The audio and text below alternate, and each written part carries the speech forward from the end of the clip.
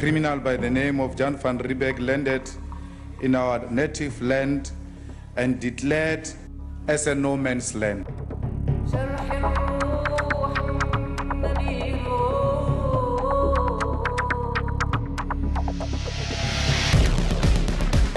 Take the property of the French Huguenots and German refugees who came here running away from religious wars in Europe. We should not make a mistake when we want equality and say we want to oppress whites.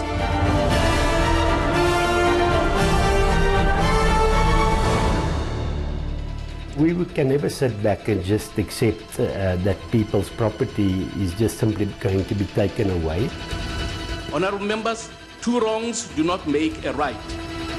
We may disagree on the modalities, but the principle we agree. We only have to look at Zimbabwe to see what the consequences of that is. There is no investor who will leave the country.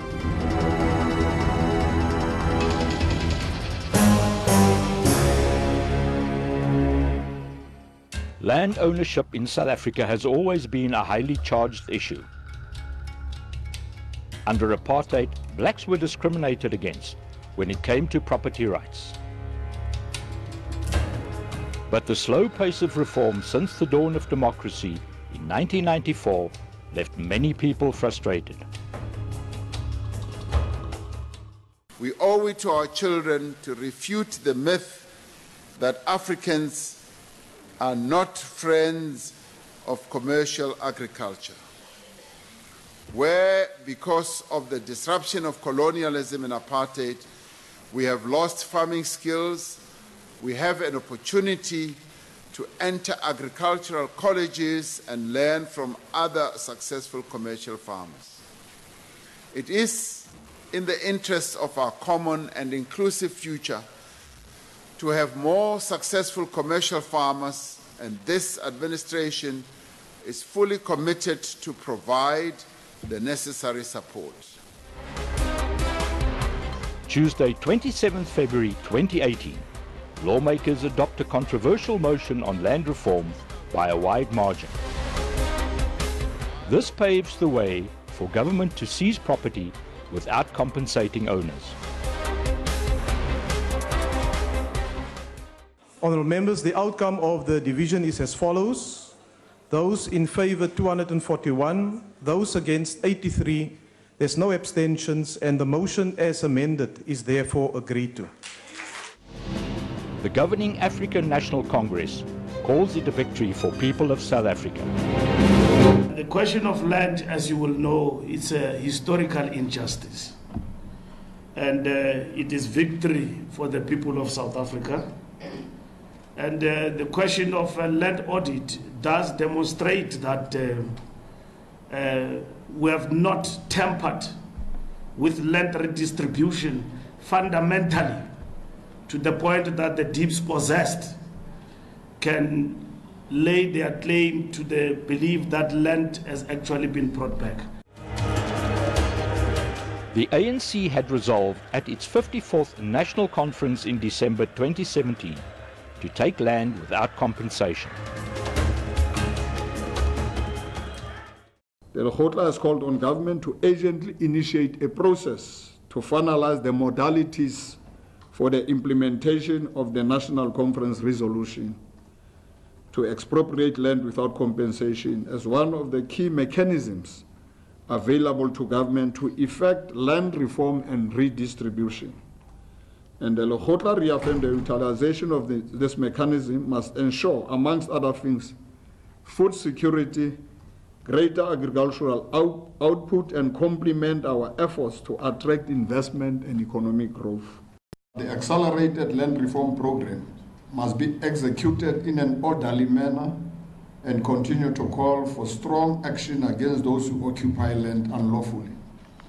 And this program of land reform must further have clear targets and timeframes, be guided by sound legal and economic principles, and must contribute to our country's overall job creation and investment targets.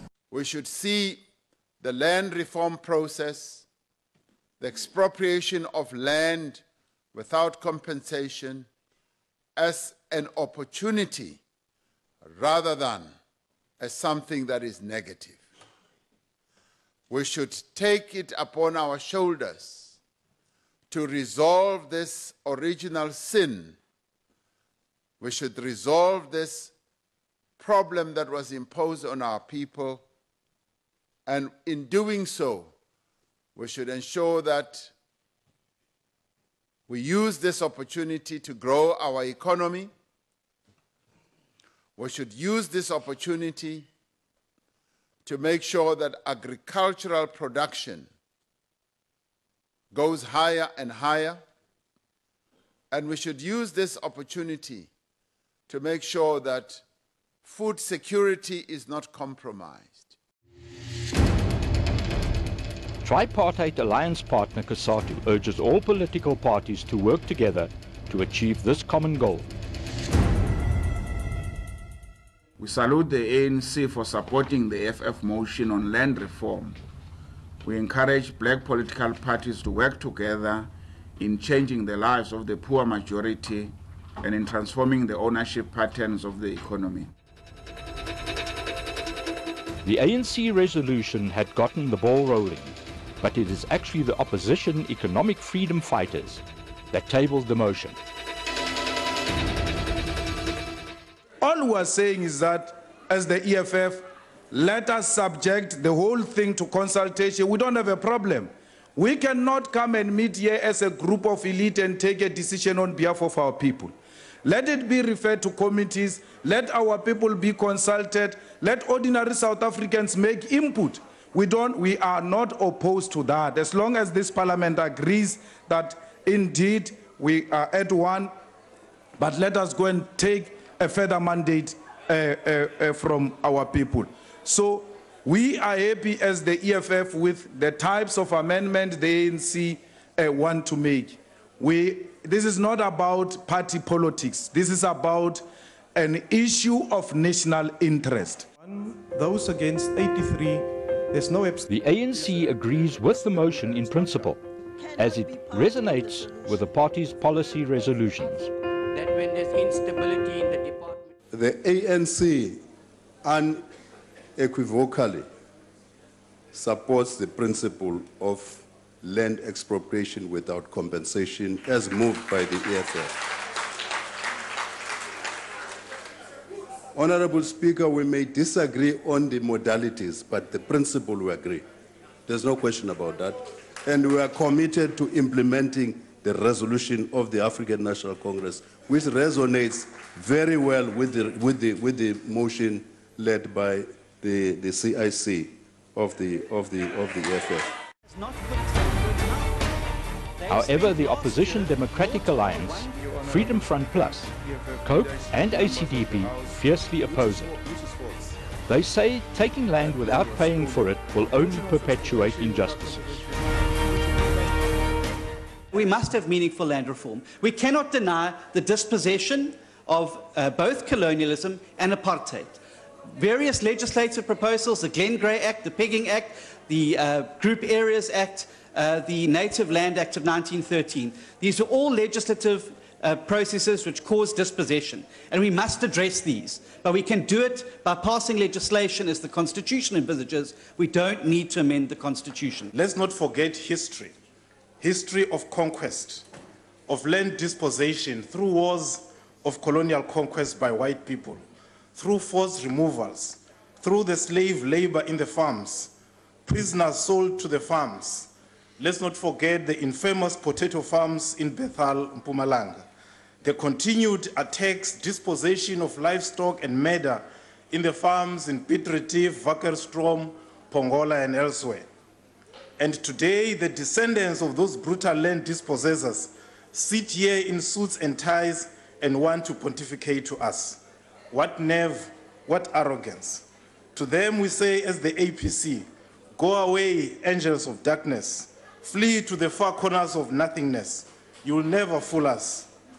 If you deny the historical injustice of brutal, heartless land dispossession, nothing else you say matters to me anymore. I have to raise this question.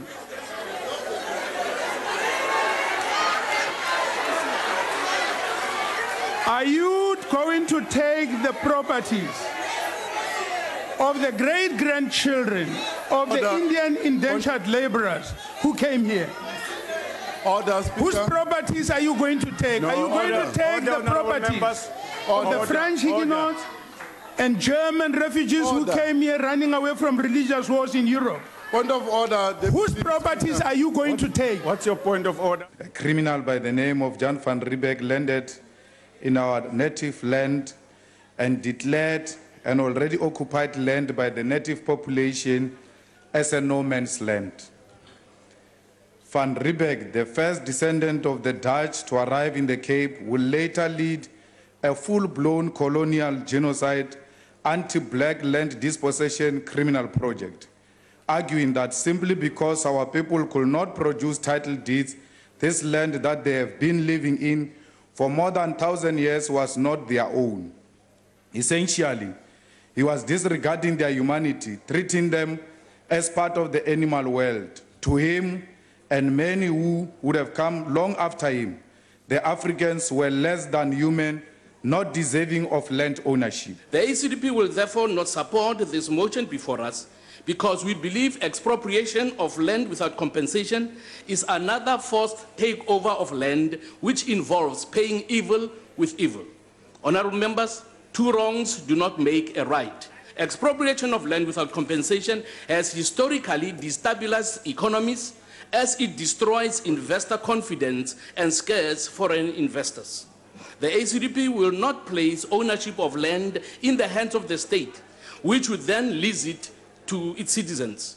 True economic freedom is guaranteed more by innovation, industry, and productivity rather than by radicalism and rebellion. Honorable Reverend Mishwe, please agree with me when I say those who have taken our land by force, Jesus Christ must reject their prayers. But the motion succeeds despite the opposition. This paves the way for a review of the clauses that until now required government to pay for land it appropriates. The Constitutional Review Committee of Parliament will review Section 25 and other clauses where necessary.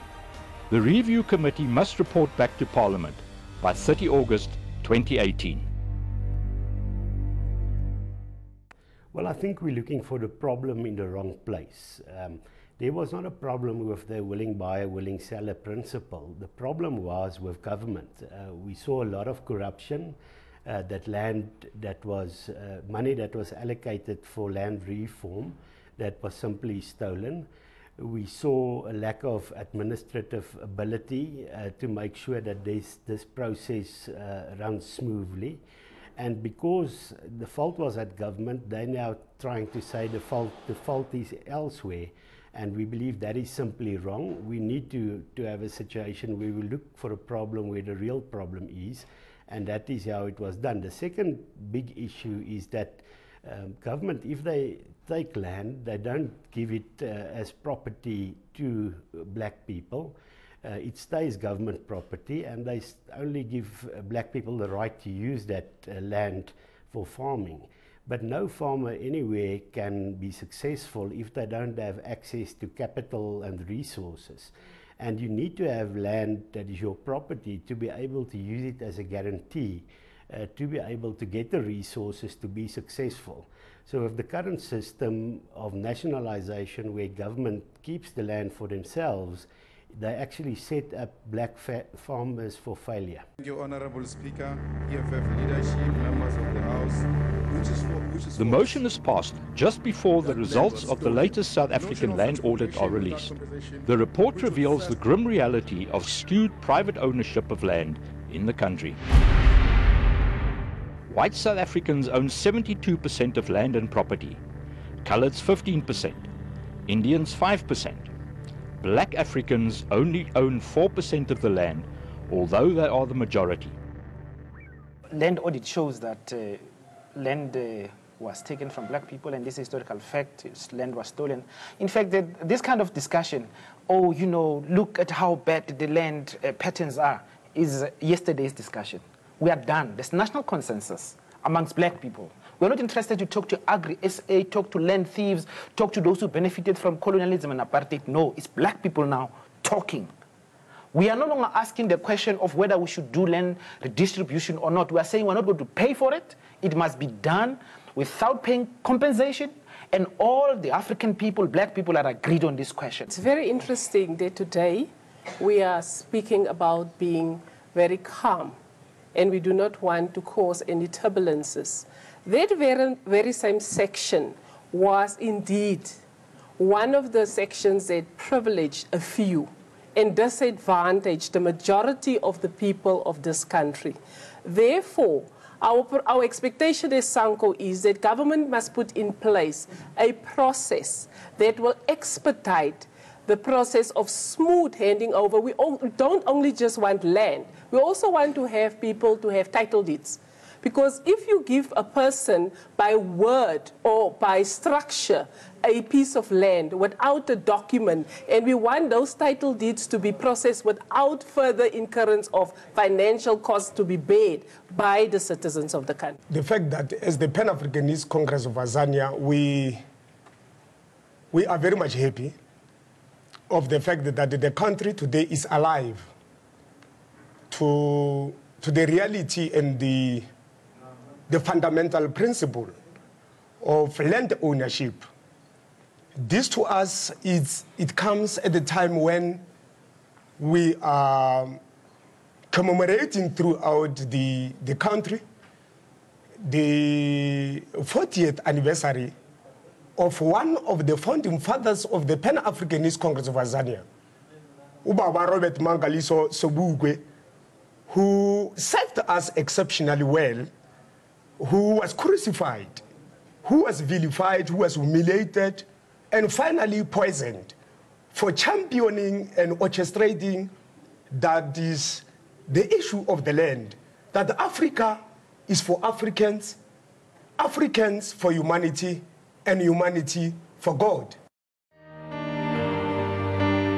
The land resolution could go a long way towards righting past wrongs, but will it also initiate an open season for racial violence? Well, I think it's a very dangerous route to take, and we only have to look at Zimbabwe to see what the consequences of that is. When you don't respect property rights, you destroy the economy, and all people are simply poor. We must remember that in Zimbabwe, under the Mugabe regime, people fled the country to South Africa because they struggled to survive, simply because international investors withdrew and the economy collapsed.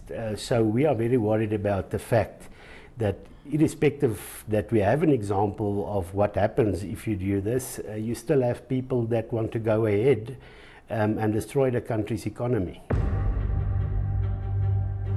Legal land grabs may have unintended consequences for the economy. No, we can never sit back and just accept that people's property is just simply going to be taken away. So, of course, we will engage the committee, the review committee that is going to be set up. But we also believe that we should make sure that there is international pressure, because we know that the international investors won't invest in a country where they don't feel that the investments are safe. And we need those investors to now come to the fore and tell the country, and especially Parliament and government, what the implications would be of this new policy, and that they would lose investments. But we have to make sure that those investors know what is happening in the country to put pressure on the South African government, and that is why we announced that we are now going also on an international campaign to ask the international community to put pressure on government. Some analysts, however, downplay the importance of foreign investment to South Africa. We do not need foreign direct investment in South Africa in order for the South African economy to prosper. South Africa has got resources. South Africa has got everything that it needs to grow. We only need political will, and we only need the ingenuity and the hard work of our people. But for any policies like expropriation of land to happen, we only need South Africa to retrace its roots, because we know that we are scared that anytime we start implementing policies that are in the interest of black people of this country, we are always scared of an onslaught or terrorist activities from white monopoly capital and foreign direct investment. So anytime that the country or anytime that black people start to organize, come together to reclaim the economy and implement policies that will ensure that black people are not excluded from the economy, there is uncertainty in the market. All of a sudden, foreign direct investment is threatened. So that is the contradiction that we have today. If we don't address this contradiction, we will forever be enslaved to a narrative that seems to suggest to us that if we expropriate land, if we give our people back their dignity, then we are going to scare away foreign investors. Remember that South Africa is South Africa because of the Berlin Conference.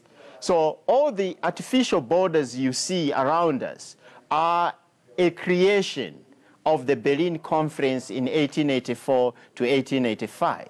So we have to be sure that we have enough black people in Africa to support us the moment we divorce our marriage with foreign direct investment. Because Africa is able to trade amongst itself. Inter-Africa trade is the future of South Africa. We have the market. Remember that black people have power, and this power comes from our power as consumers. In order to resuscitate the economy of South Africa and to allow the economy to grow, we need to industrialize the economy. And we have not been able to industrialize because neoliberal economics does not allow us. We have been enslaved to policies designed by the IMF and World Bank, which keep South Africa enslaved and under subjugation. And we can only do this by merging our economies together as African nations, becoming one power bloc that will be able to compete on the international market. South Africa cannot compete on the international market until it forms alliances, until it merges with other African nations that want to create this economic bloc that will allow Africa to present itself as a force on the global market. With so many pitfalls, could the Rainbow Nation find creative solutions that will help avert disaster? In 2006, the Moloteli community reoccupied land which traditionally belonged to them in Hoedspruit, Limpopo. However, a lack of cash, training and limited market access sent their first farm into liquidation. The main reason for our success, let me say, the first one is the stability of the community. You know, if the community is not stable, then really you are going to experience problem, because they will mushroom a consent group or differing ideas of how you should run the farms, and then ultimately, then the business will collapse. In 2014, after realizing they couldn't do it alone, they reached out to the local commercial farmers like Peter Scholz. Within 3 years, we fully developed all the farms. It's about 160 hectares of orchards, or even more. And yeah, even last year, after the second year, we already paid a profit over to them. It was small, and this year it's going to be a much bigger profit. And yeah, we just want the farms to be profitable, successful. In other areas of South Africa, this has rarely been the case. In a number of projects or land that was transferred to communities, as it were, it ended up being unproductive, which is why organizations such as us, as Vumelani, we've partnered with the Department of Rural Development to make sure that we can turn that around, working jointly with the communities, with the private sector, and with government.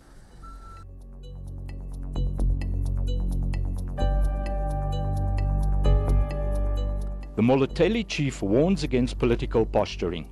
He says if you grab land without the technical know-how, it will be a fruitless exercise. With only 3% of the country's land transferred, many hope that the Moloteli lesson is one that South Africa will embrace.